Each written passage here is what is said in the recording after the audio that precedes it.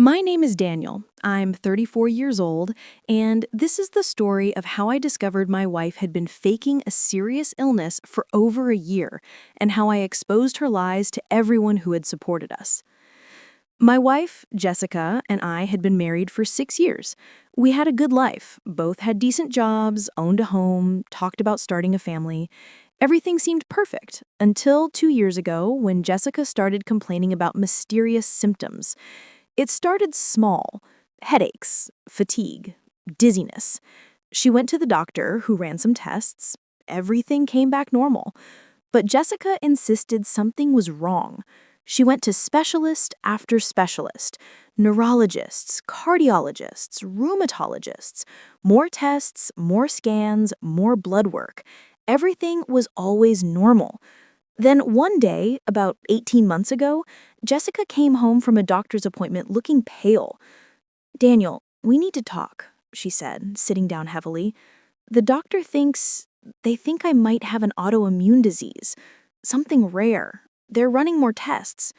My heart sank. What kind of disease? "They're not sure yet, but it could be serious, life-threatening even." Over the next few months, Jessica's condition became the center of our lives. She started calling in sick to work frequently. She'd spend entire days in bed claiming she was too weak to move. She'd cancel plans with friends because she was having a bad day. I became her caretaker. I cooked all the meals, did all the cleaning, handled all the errands. I'd come home from work exhausted, only to find Jessica in bed needing me to bring her food, help her to the bathroom, adjust her pillows. Our friends rallied around us. They organized meal trains, sent gift baskets, offered to help however they could. Jessica's parents sent money to help with medical bills. My parents came to stay with us for a week to help out. Jessica ate up the attention. She'd post on social media about her battle with her illness, always vague about the actual diagnosis. "Another hard day, but I'm staying strong. #warrior, #chronic illness, #blessed." The posts would get hundreds of likes and comments. "You're so brave. Praying for you. Stay strong, Jessica." She loved it. But something felt off to me. I couldn't put my finger on it, but Jessica never seemed sick when she thought no one was watching. I started paying closer attention. One Saturday, I told Jessica I was going to the hardware store and would be gone for a couple hours. She was in bed, looking weak and pale, asking me to bring her some soup before I left. I made the soup, brought it to her, kissed her forehead, and left. But I didn't go to the hardware store. I parked my car down the street and walked back to the house. I quietly let myself in through the back door. I could hear music coming from upstairs. Pop music, playing loudly. I crept up the stairs and peeked into our bedroom. Jessica was out of bed, dancing around the room with a hairbrush, singing along to the music. She looked completely healthy, energetic even. She was smiling, laughing, having a great time. I stood there, frozen, watching my sick wife perform like she was at a concert. Then she grabbed her phone and started taking selfies, smiling, posing, looking perfectly healthy. After about 20 photos, she got back into bed, mussed up her hair, wiped off her smile, and took more photos, this time looking sad and exhausted.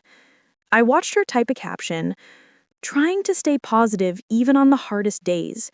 Heartbreak, #spoonie, #fighting hard." She posted it to Instagram. I quietly backed away and left the house. I sat in my car for an hour trying to process what I'd just seen. My wife was faking it. All of it. Over the next 2 weeks, I gathered evidence. I set up a hidden camera in our bedroom, legal in our state as long as it's your own home. I told Jessica I was going to start working late a few nights a week. The footage was damning. Every time I left the house, Jessica would get out of bed within minutes. She'd do yoga, she'd binge watch TV shows while eating snacks, she'd video chat with her friends, laughing and gossiping. Once, she even went for a jog around the neighborhood, something she claimed she was too weak to do. But the moment she heard my car pull into the driveway, she'd rush back to bed, mussed her hair, and put on her sick face. I also checked our credit card statements. Jessica had been shopping online constantly, spending thousands of dollars on clothes, makeup, home decor, all while claiming she was too sick to work and letting me handle all the bills. I was furious, betrayed, heartbroken, but I needed to know why. Why would she do this? So I set up one final test. I told Jessica that my company was sending me to a conference in another city for 3 days. I'd be leaving on a Wednesday and coming back Friday night. "Oh no, Jessica, vaguely," said from bed. "3 days? Daniel, I don't know if I can manage alone." I said, "I'll ask my mom to come stay with you." No, I don't want to be a burden. I'll be okay." "Are you sure?" "Yes, I'll just rest. I'll be fine." I packed a suitcase and left Wednesday morning, but I didn't go to a conference. I checked into a hotel 15 minutes away. That afternoon, I watched the camera feed from my phone. Jessica's best friend, Monica, came over. They sat in my living room drinking wine and chatting. "I'm so glad he's finally gone for a few days," Jessica said. "I love Daniel, but God, he's so clingy, really. Always hovering, always asking if I need anything. It's suffocating." "Well, you did tell him you're dying," Monica laughed. Jessica laughed too. "I'm not dying. I needed a break from work, and Daniel's so sweet when he thinks I'm sick. He does everything for me. It's kind of nice, you know? How long are you going to keep this up?" Jessica shrugged. "I don't know, maybe a few more months. The attention on social media is insane. I've gained like 2,000 followers just from posting about being sick." "What about all the doctor's appointments?" "Oh, I just tell Daniel the doctors can't figure out what's wrong. He believes everything I say. Honestly, it's kind of pathetic how trusting he is." Monica looked uncomfortable. "Jessica, don't you think isn't it kind of messed up?"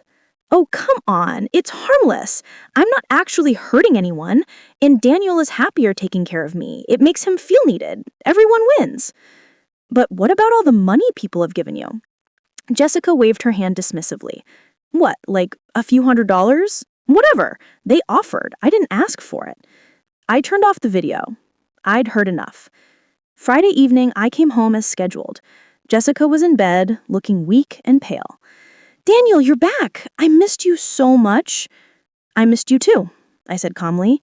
"Hey, can we talk? I need to tell you something." "Of course. What is it?" I pulled out my laptop and opened the video files. "I need to show you something." I played the footage. Jessica dancing around the bedroom, Jessica jogging in the neighborhood, Jessica and Monica's conversation. The color drained from Jessica's face, and this time it was real. "Daniel, I can explain." "What?" "Explain what? How you've been faking being sick for a year?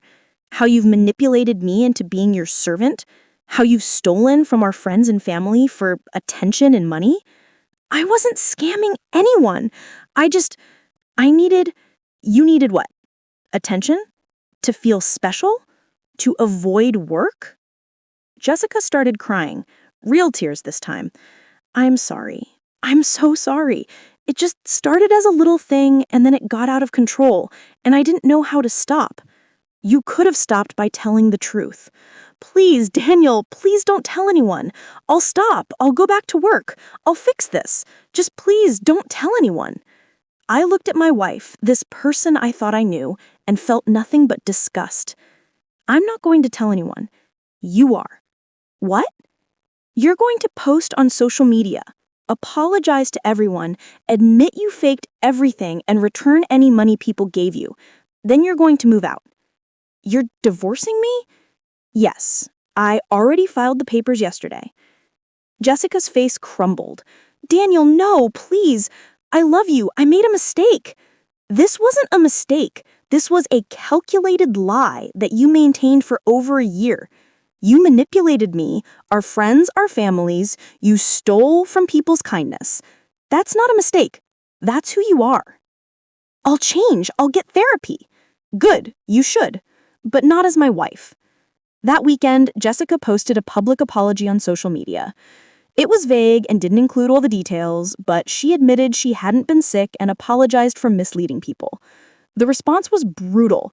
Friends unfollowed her, family members called in disbelief and anger. Her parents demanded she pay back the money they'd sent. Jessica moved in with her sister. The divorce was finalized 3 months later. I kept the videos as evidence just in case she tried to claim I'd abused her or forced her confession. My lawyer said it was smart thinking. Through mutual friends, I heard that Jessica lost her job when her employer found out about the lie. She'd taken months of sick leave for a fake illness. Her social media accounts are now private, with only a few handful of followers. As for me, I'm doing better. It took therapy to work through the betrayal and trust issues, but I learned an important lesson. Trust, but verify. And when someone's actions don't match their words, pay attention. 6 months after the divorce, I started dating again. Her name is Lisa. She's a physical therapist, ironically.